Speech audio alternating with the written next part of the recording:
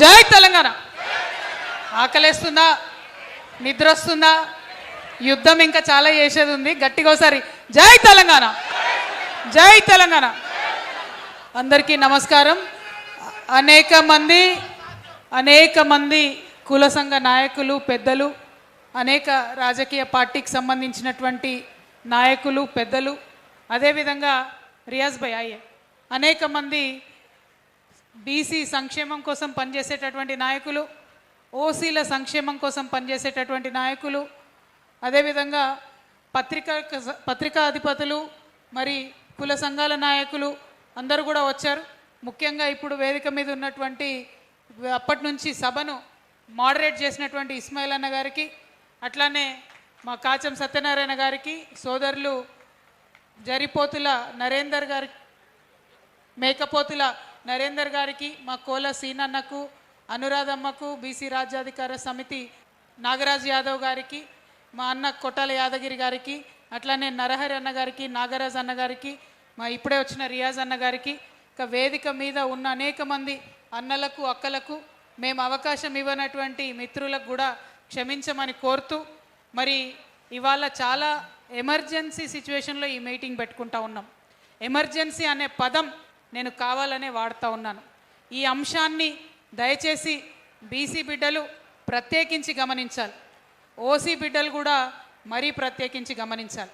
ఈ మీటింగ్ ఇవాళ పెట్టుకున్నామంటే మన దేశంలో ఉన్నటువంటి జనాభాను లెక్కించేటటువంటి సందర్భం వచ్చింది. మరి జనాభా లెక్క అని అంటే ప్రతి ఒక్కరం కూడా అందులో ఉండాలనుకుంటాం. ఏ ఒక్కరం కూడా మన పేరు మిస్ అయితే అగౌరవంగా భావిస్తాం. మరి అటువంటి జనాభా లెక్కల ఎక్సర్సైజు ఈ దేశంలో చట్టం ప్రకారం 10 సంవత్సరాలకు ఒకసారి జరగాలి. 2011లో జరిగింది, తర్వాత 2021లో జరగాలి, కానీ జరగలేదు. లేట్ అయింది, కోవిడ్ అన్నారు, అదన్నారు, ఇదన్నారు, ముందుకు జరుపుకుంటూ పోయినరు. ఫైనలీ ఇప్పుడు జరుగుతున్నది. ఇప్పుడు జరిగే కన్నా ముందు మరి భారతీయ జనతా పార్టీ ఒక మాట ఇచ్చింది, అన్ని కులాలను మేము లెక్క పెడతామని చెప్పి. నేను చాలా సంతోషపడ్డా. ఎందుకంటే బీసీ వర్గాలతోని, అదేవిధంగా ఎన్నో సర్టిఫికెట్లు రాని సమస్యలు చెప్పుకుంటూ ఉంటారు. మా దగ్గరికి ఒక ప్రజాప్రతినిధులు వచ్చి మరి ఆ సర్టిఫికెట్లు రానటువంటి అనేక డిఎన్టీ కులాలు, ఎంబీసీ కులాలు, మరి ఇప్పుడు ఈడబ్ల్యూఎస్ వస్తున్నటువంటి వాళ్ళకు, అగ్రవర్ణాల్లో ఉన్నటువంటి వాళ్ళకు కూడా సర్టిఫికెట్లు వస్తలేవు. అనేక మంది ఈ సమస్యలతోని మా దగ్గరకు వచ్చినటువంటి సందర్భాన్ని మరి నేనైతే ఒకటే సొల్యూషన్ అనుకున్నా, జనాభా గణన జరగాలి, అందులో కేటగిరీలు ఉండాలి, ఆ కేటగిరీలో సబ్ కేటగిరీలుగా కులాలు ఉండాలి. అంటే కేటగిరీస్ ఏమేమి ఉండాలి? SC, ST, OBC and EBC అన్ని కేటగిరీలు ఉండి అందులో సబ్ క్యాస్ట్లు, కులాలు అన్నీ మెన్షన్ చేస్తే ప్రతి ఒక్కరికి కూడా రిప్రజెంటేషన్ వస్తుంది. ప్రతి ఒక్కరిని కూడా ఈ దేశము, ఈ కేంద్ర ప్రభుత్వం గౌరవించినటువంటి భావన వస్తుంది. ఆ నమ్మకంతో ఉంటే మనం మరి సెన్సస్ జరుగుతుంది, కాస్ట్ సెన్సస్ జరుగుతుందని ఆ కాన్ఫిడెన్స్తో ఉంటుంది. కానీ ఎప్పుడైతే కేంద్ర ప్రభుత్వానికి సంబంధించినటువంటి గెజెట్ వచ్చిందో దాన్ని తెలంగాణ జాగృతి నుండి మేము క్షుణ్ణంగా పరిశీలించడం జరిగింది. పరిశీలించిన మీదట మాకు అర్థమైంది ఏంటంటే తీవ్రమైనటువంటి కుట్ర భారతీయ జనతా పార్టీ మరి చేస్తూ ఉన్నది.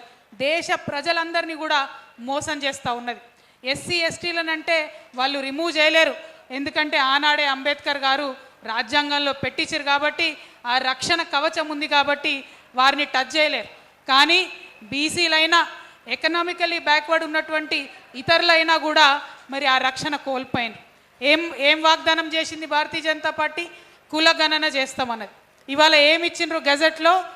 ఎస్సీ, ఎస్టీ అండ్ అదర్స్ అంటే ఏ కమ్యూనిటీ? ఎన్ని కులాలు ఉన్నాయి ఈ దేశంలో? 4000 పైచిలకు కులాలు ఉన్నాయి ఈ దేశంలో. ఒక్కొక్క రాష్ట్రంలో ఒక్కొక్క కులం ఉంటుంది, ఒక్కొక్క రాష్ట్రంలో ఒక్కొక్క రకమైన పేరు ఉంటుంది. అంటే అన్ని కులాలు కలిపి నువ్వు లెక్క పెడితే ఆ లెక్కలు ఎప్పుడు తేలాలి? ఒక జోక్ ఉంటుంది, ఒక ఆయన ఉంటాడట, ఒక ఆయన పాపం పోతుంటే తవ్వంట అనుకోకుండా ఒక దీపం దొరికితే ఆ దీపాన్ని ఇట్లా అంటాడు. అనగానే ఒక జీని వస్తుంది లెక్కలో భూతం. ఆ భూతం ఏంటిదంటే పని భూతం అన్నట్టు. ఆ పని భూతం ఆయన ఎంట పడుతుంటుంది, నాకు పని చెప్పు, నాకు పని చెప్పు, నాకు పని చెప్పు అని. అంటే ఆయన ఏం చేస్తాడంటే ఇక పోయి ఆకాశంలో సుక్కలు లెక్క పెట్టరాపో అంటాడు. పోతుంది 1 మినిట్లో మళ్ళీ వెనకకు వస్తుంది, నాకు పని చెప్పు మళ్ళీ అంటాడు. అంటే సముద్రంలో నీళ్ళు ఎన్నున్నాయో లెక్క పెట్టరాపో, పోయి మొత్తం లెక్క పెట్టి వచ్చి చెప్తాడు. ఇసుక ఎంత ఉందో లెక్క పెట్టరాపో భూమి మీద అంటాడు, మొత్తం లెక్క పెట్టి చెప్తుంది. ఇక నాకు అర్థం కాదు, ఏం చేయాలరా నాయన, దీని పనిభూతం నా ఎంట పడ్డదని. అనగానే ఇట్లనే పోతుంటే మా కాచం సత్యనారాయణ లాంటి ఒక మంచి మిత్రుడు దొరుకుతాడు. అన్న దీన్ని ఏం చేయాలన్న, ఏదన్నా పని చెప్పు దీనికి అని అంటే, అన్న హుషారు బాగా ఐడియాలు ఉంటాయి, ఓ పని చెప్తాడు. ఏంటంటే మంచి పొడవు తాటి చెట్టు చూపించి, ఇగో ఈ చెట్టు ఎక్కు మళ్ళీ దిగు, నీకు ఇదే పని అంటే ఎక్కుడు దిగుడు అదే పని అన్నట్టు ఆ భూతం అక్కడనే, పని భూతం అక్కడనే శాశ్వతంగా ఉండిపోతుంది. ఇవాళ జనగణన కూడా అట్లనే చేస్తున్నారు. 2011లో కాంగ్రెస్ ప్రభుత్వం ఏదైతే తప్పు చేసిందో, ఆనాడు 4500 కోట్లు ఖర్చు పెట్టి కులగణన చేస్తామని ఏదైతే చెప్పినరో, చేయకుండా మోసం చేసిరో, అచ్చంగా అదే పద్ధతిలో ఇవాళ 11,000 కోట్లు ఖర్చు పెట్టి భారతీయ జనతా పార్టీ కూడా అదే పని చేస్తుంది. అంటే ఏందన్నట్టు ఆ భూతం లెక్క కులాల పేర్లు రాసుకుంటూనే ఉండుర్రి, లెక్క పెడితేనే ఉండుర్రి, ఎవ్వరికి సర్టిఫికెట్ రాదు, ఎవ్వరికి రిజర్వేషన్ రాదు. I'm asking Bharatiya Janata Party government, we want to be recognised first recognition then reservation. If you are not recognised in this country, if you cannot count me in as a part of the citizens of this country, how will you give me any recognition, how will you give me any reservation? నాకు వచ్చే benefits తర్వాత ముందు నన్ను గుర్తించు, నన్ను లెక్కబెట్టు. నువ్వు నన్ను లెక్కనే పెడతలేవంటే నేనంటే నీకు లెక్కలేనట్టే కదా. ఈ విషయం ఇవాళ ప్రతి ఒక్క కమ్యూనిటీ వాళ్ళం ఆలోచించుకోవాలి. అది ఎస్సీ, ఎస్టీ, బీసీ, ఓసీ అందరం కూడా ఆలోచించుకోవాలి. ఎందుకు లెక్క పెట్టరాదు? బిగ్ డేటా జరుగుతుంది, ఆర్టిఫిషియల్ ఇంటెలిజెన్స్ వచ్చింది, 1000 కోట్ల లెక్కలు ఒక్క నిమిషంలో చేసే పెద్ద పెద్ద కంప్యూటర్లు వచ్చినాయి. మరి దేశ జనాభా లెక్క పెట్టరాదా? ఒక పద్ధతిగా లెక్క పెట్టరాదా? ఇంకొక కుట్ర జరుగుతూ ఉంది ఇక్కడ, దయచేసి గమనించాలి. బీసీలలో ఒక కులం ఉందనుకుందాం, పద్మశాలి కులం. అందులో 23 ఉపకులాలు ఉంటాయి. పద్మశాలి కులము, ఆ ఉపకులాలు అన్నీ కలిపి లెక్క పెడితే సంఖ్య ఎక్కువ వస్తుంది, పొలిటికల్ రిజర్వేషన్ ఎక్కువ ఇచ్చే అవకాశం ఉంటుంది. నేను విద్యా ఉద్యోగాల గురించి మాట్లాడితేలే, రాజకీయాల్లో చెప్తా ఉన్నాను. కానీ ఇప్పుడు బీజేపీ పెట్టినటువంటి దాని ప్రకారం కులం అని ఉన్నది అంతే. మనిషికి ఎవరికి ఏదొస్తే ఆ కులం రాసుకుంటారు. పద్మశాలిలో ఉన్న ఉపకులం మొత్తం పేరు రాయగలుగుతారా? ఉపకులం పేరు రాస్తారు. ఆ లెక్క పద్మశాలికి వస్తుందా? యాదవులలో కూడా అదే పరిస్థితి, ముదిరాజులలో కూడా అదే పరిస్థితి, గంగపుత్రులలో కూడా అదే పరిస్థితి, వెల్మలలో కూడా అదే పరిస్థితి, రెడ్లలో కూడా అదే పరిస్థితి, ఎస్సీలో కూడా అదే పరిస్థితి, ఎస్టీలో కూడా అదే పరిస్థితి. అంటే ఇదేంటంటే ఆ పని భూతం చెట్టెక్క దిగా పని అన్నట్టు కులాల పేర్లు రాయాలి, పంచాయతీ పెట్టాలి, టైంపాస్ చేయాలి, ఎన్నికలలో కోవాలి, గెలవాలి, మళ్ళీ గద్దెనెక్కాలి. ఇంతకు మించి లాభం చేసే ప్రయత్నం భారతీయ జనతా పార్టీ చేస్తలేదు. కాకపోతే ఇప్పుడు జరుగుతున్నటువంటి కులగణనలో ఫస్ట్ ఫేజ్లో దాదాపు 1 సంవత్సరం పాటు హౌస్ హోల్డ్ సర్వే జరుగుతుంది. ఇండ్లెన్నునే లెక్క పెడతారు. అంటే ఈ 1 ఇయర్ లోపల మనందరం కలిసి పోరాటం చేస్తే ఆ కాలం ఏదైతే ఉందో ఓబీసీ, ఓసీ, ఈబీసీ ఈ కాలాలన్నీ కూడా యాడ్ అయ్యేటటువంటి అవకాశం ఉంది. ఈ 11 నెలల సమయం మనం పోరాటం చేయకుండా టైంపాస్ చేస్తే మళ్ళా 10 ఏళ్లకు సెన్సస్ జరుగుతుంది, ఇప్పట్లో జరగదు. అంటే మళ్ళా 10 సంవత్సరాలు బీసీలకు రిజర్వేషన్ లేదు, బీసీలకు సర్టిఫికెట్లు రావు, ఈడబ్ల్యూఎస్ ఏదైతే ఇప్పుడు వస్తున్నాయి అనుకుంటున్నారో ఆ సర్టిఫికెట్లు కూడా రావు. ఇది ఒక్కరి మీద కుట్ర కాదు, అందరి మీద కుట్ర జరుగుతుంది. కాబట్టి అందరం కలిసి పిడికిలు బిగించి పోరాటం చేస్తే అది మారే అవకాశం ఉంటుంది. కాబట్టే తెలంగాణ జాగృతి మరి అందరికన్నా ముందు ఈ విషయాన్ని గమనించి ఈ రౌండ్ టేబుల్ సమావేశం ఏర్పాటు చేయడం జరిగింది. మా పేరులోనే జాగృతి ఉంది, జాగృతి అంటేనే మేల్కొల్పడం. కాబట్టి ఇవాళ నేను చేతులు జోడించి శిరస్సు వంచి తెలంగాణ యావత్ సమాజాన్ని కోరుతా ఉన్నాను. జనగణనలో జరుగుతున్నటువంటి కుట్రను దయచేసి గమనించండి.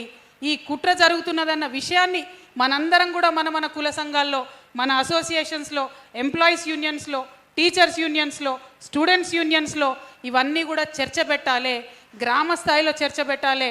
రేపు మున్సిపల్ ఎన్నికలు జరుగుతూ ఉన్నాయి, ఎన్నికలలో చర్చ పెట్టాలి. ఎన్నికలలో ఇది ఎజెండా ఐటమ్ అయితేనే పొలిటికల్ పార్టీస్ భయపడతాయి. అది బీజేపీ కావచ్చు, కాంగ్రెస్ కావచ్చు, బీఆర్ఎస్ కావచ్చు, రేపు పొద్దున జాగృతి పొలిటికల్ పార్టీ అయితే మేమైనా కావచ్చు, ఎన్నికలలో ఎజెండా అయితేనే పొలిటికల్ పార్టీస్ భయపడతాయి. కాబట్టి ఈ మున్సిపల్ ఎన్నికలలో దీన్ని ఎజెండా చేద్దాం, రాబోయే ఎంపీటీసీ, జెడ్పీటీసీ ఎన్నికల్లో దీన్ని ఎజెండా చేద్దాం. అప్పుడే పొలిటికల్ పార్టీస్ భయపడతాయి, దిగొస్తాయి, ఆ కాలం అనేటటువంటిది పెడుతుంది. తద్వారా మనకు ఒక మంచి మార్పు వచ్చే అవకాశం ఉంటుంది. నేను ఒక సాఫ్ట్వేర్ ఇంజనీర్గా చెప్తా ఉన్నా, ఒక సామాజిక కార్యకర్తగా చెప్తా ఉన్నా, డేటా ఈజ్ డిగ్నిటీ. డేటాలో ఉంటే మన పేరు ఆ సూచీలో ఉంటే అది గౌరవం. శంఖంలో పోస్తే తీర్థమైనట్టు ప్రభుత్వ సూచీలో మన పేరు ఉంటే, మన కులం పేరు ఉంటేనే అది గౌరవం. ఆ గౌరవాన్ని మన నుండి దూరం చేయడానికి జరుగుతున్నటువంటి ఈ కుట్రను ఖచ్చితంగా ఛేదించాల్సినటువంటి అవసరం ఉందని ఈ సందర్భంగా నేను తెలియజేస్తా ఉన్నాను. దీనికి ఇంకొక వైపు దయచేసి ఆలోచించాలి మనం. ఇవాళ భారతీయ జనతా పార్టీ ఇంత కుట్ర చేస్తుంటే పొద్దున్న లేస్తే రాజ్యాంగం పట్టుకొని తిరిగేటటువంటి కాంగ్రెస్ పార్టీ నాయకులు ఎందుకు ఇంతవరకు దీని మీద మాట్లాడతలేరు? మరి ఈ రాష్ట్రంలో ప్రధాన ప్రతిపక్షంగా ఉన్నటువంటి బీఆర్ఎస్ పార్టీ ఎందుకు ఇంతవరకు దీని గురించి మాట్లాడతలేదు? మీ దగ్గర లాయర్లు లేరా? మీ దగ్గర చదివేటోళ్ళు లేరా? వచ్చినటువంటి గజెట్ని చదవలేదా? ప్రజలకు అన్యాయం జరుగుతుంటే అర్థమైతే లేదా? ఇప్పుడు ఇది మనం చూస్తూ ఊరుకుంటే ఇంకా 10 సంవత్సరాలు కూడా డేటాలో క్లారిటీ ఉండదనే విషయం పొలిటికల్ పార్టీసు అర్థమయ్యి కానట్టుగా ఉంటున్నారా? ఈ ప్రశ్నలన్నీ కూడా దయచేసి అడగాలని చెప్పి నేను ఇక్కడికి హాజరైనటువంటి మిత్రుల్ని, టీవీల ద్వారా వీక్షిస్తున్నటువంటి ప్రేక్షకుల్ని నేను కోరుతా ఉన్నాను. ఎందుకంటే ఈ అంశాన్ని గట్టిగా పట్టుకుంటేనే, ఆ డేటాలో మనం ఉంటేనే ముందుకెళ్ళేటటువంటి ఆస్కారం ఉంటుంది. మరి ఇక్కడ ఇందాక చాలామంది మిత్రులు మాట్లాడుతూ చెప్పారు, ఎన్నికల మీద ఎన్నికలు పెడుతున్నారు, రిజర్వేషన్ గురించి ఎవరు మాట్లాడతలేరు. ఆ అంశాన్ని కూడా మరి మర్చిపోయినట్టే చేస్తున్నారు. ఇప్పుడు మున్సిపల్ ఎన్నికలు వచ్చినాయి, ఇందులో కూడా బీసీలకు రిజర్వేషన్ రాలే. ఇందాక మన మైనారిటీ సోదరులు మాట్లాడుతూ చెప్పిండ్రు, ఇప్పుడు ఉన్నటువంటి కేంద్ర ప్రభుత్వం ఎస్ఆర్సీ తీసుకొస్తుంది, అనేక రకాలైనటువంటి కొత్త కొత్త చట్టాలు తీసుకొస్తుంది, మైనారిటీలని ఓటర్లు కాకుండా చేసే కుట్ర చేస్తుందని చెప్తున్నారు. మరి ఇవాళ కులగన్న జరుగుతుంటే మాకు భయం అవుతుంది అనే మాట మరి తను నిలబడి ఇక్కడ మాట్లాడడం జరిగింది. ఇది మనందరం కూడా ఆలోచన చేసుకోవాలి. సరే, ఎవరికి ఏ హక్కులు రావాలి, ఎవరు ఏ మతం అనే అంశం పక్కకున్నా వాళ్ళు కూడా మన భారత పౌరులు కాబట్టి వాళ్ళ కోసం కూడా మనందరం మాట్లాడాల్సినటువంటి అవసరాన్ని దయచేసి గుర్తించాలి. జనాభా గణనలో అందరికీ సమానమైనటువంటి అవకాశం రావడానికి మనందరం ప్రయత్నం చేయాలి. మరి దానికోసం జాగృతి ఒక ముందడుగు వేసింది. ఈ అడుగులు అడుగై తోడై కలిసి వచ్చినటువంటి అన్ని సంఘ నాయకులకు కూడా నేను మనస్ఫూర్తిగా ధన్యవాదాలు తెలియజేస్తూ ఉన్నాను. ఈ రౌండ్ టేబుల్ కాన్ఫరెన్స్ ఇంత సక్సెస్ అయిందంటే తప్పకుండా కోల శ్రీనివాస్ అన్నగారు, మా గుంజపడుగు హరిప్రసాద్ అన్నగారు, మా నవీనాచారి గారు, నరేష్ గారు, లలిత యాదవ్ గారు, మా మంజులాచారి గారు, మా అదృష్టం ఏంటంటే మా దగ్గర ఉండేటటువంటి నాయకులందరూ కూడా ప్రతి బీసీ సంఘంలో అయితే అధ్యక్షులో ఉన్నారు, ఉపాధ్యక్షులో ఉన్నారు. మన వాళ్ళందరూ కూడా కండువాలు వేసుకొని మాట్లాడుతుంటే మా సంఘ సభ్యులందరూ కూడా నాకు ఎంత గర్వంగా అనిపిస్తుందంటే, మీరు ఒక్కొక్క వ్యక్తులు కాదు, ఒక్కొక్క లక్షలాది సమూహాన్ని రిప్రజెంటేటివ్స్గా మీరు ఇవాళ అందరు ఇక్కడ ఉండడం అన్నది చాలా సంతోషం. మరి జాగృతిలో ఉండేటటువంటి ఈ నాయకత్వం అంతా కూడా మరి కేంద్ర ప్రభుత్వం తన నిర్ణయాన్ని మార్చుకొని బీసీ కాలం పెట్టేంత వరకు కూడా పోరాటం చేయడంలో మడమ తిప్పకుండా పనిచేయాలని చెప్పి జాగృతి నాయకులకు, కార్యకర్తలకు పిలుపునిస్తూ మరి సెలవు తీసుకుంటా ఉన్నాను. Thank you. జై తెలంగాణ, జై జాగృతి.